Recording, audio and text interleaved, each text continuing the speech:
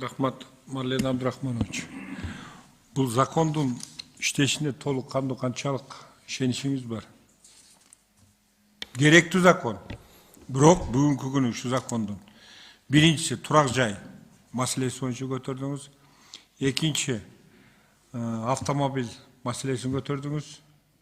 Үчүнчү ОСАГОны көтөрдүңүз да. Ушу үчөө тең бүгүнкү күндө мисалы үчүн менин оюмча 50%-ке чейин налогду арзандатып бергиле деп атат. Бул көп этаждуу үйгөбү же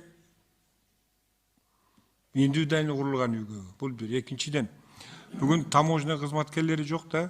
Бүгүн сиз билесизби, бүгүн Кыргызстанга мен бул жайда Ташкентке командировка кетип атсак, машинада кетип атса, Казакстан менен Кыргызстандын чек арасында жүктөлгөн машина алып келгечтер бар го.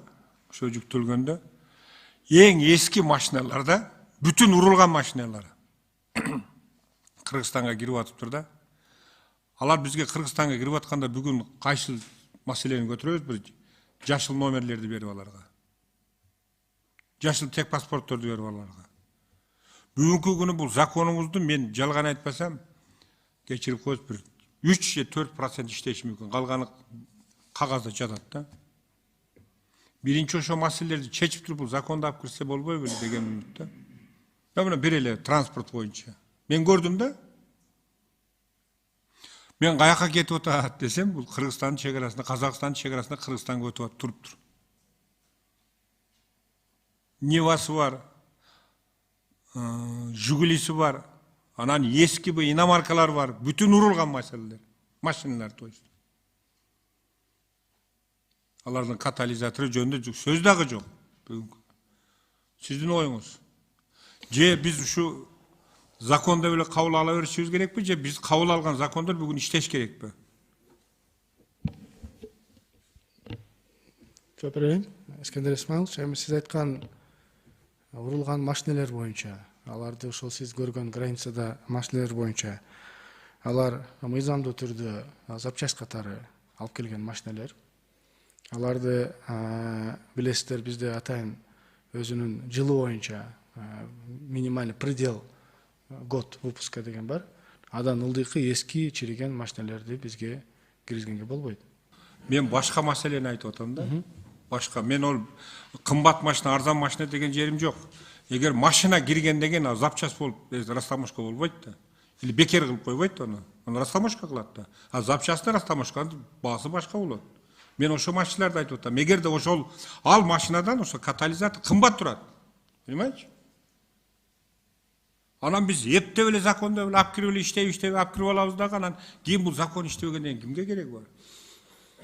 Мен законду колдойм.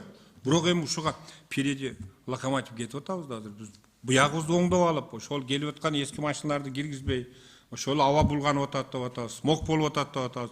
Ошолордун баары эски машиналардын эсебинен болуп атабы? Ал бир. Экинчиден сиз айтып атасыз баягы кайсы недвижимость үйлөргө, многоэтажкабы же жеке үйлөргөбү 50% налогтон кыскартабыз дейт. Налогду азыр билесизби?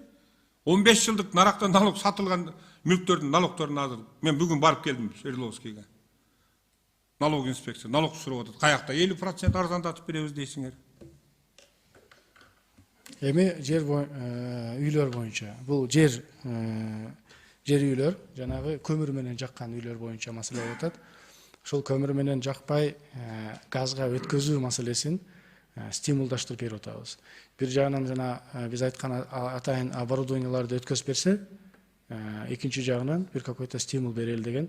Бул жер үйдөгү бүгүнкү күнү кыйналып отурган жөнөкөй жарандардын газга жана башка дагы не обязательно газ, бир топ электричество жанагындай солнечный батарея жана башка дагы 2-3 жаңы оборудование чыккан экен, жердин астында тепло болот. Ошолорго өтсүн деген стимул бул. Просто алдыга кетип атабыз да, алдыга кетип атат, иштебей турган законда. Эгер иштей турган закон болсо жакшы болот эле. Бул эң сонун болот эле. Бүгүн иштебей турган реально карашыбыз керек да.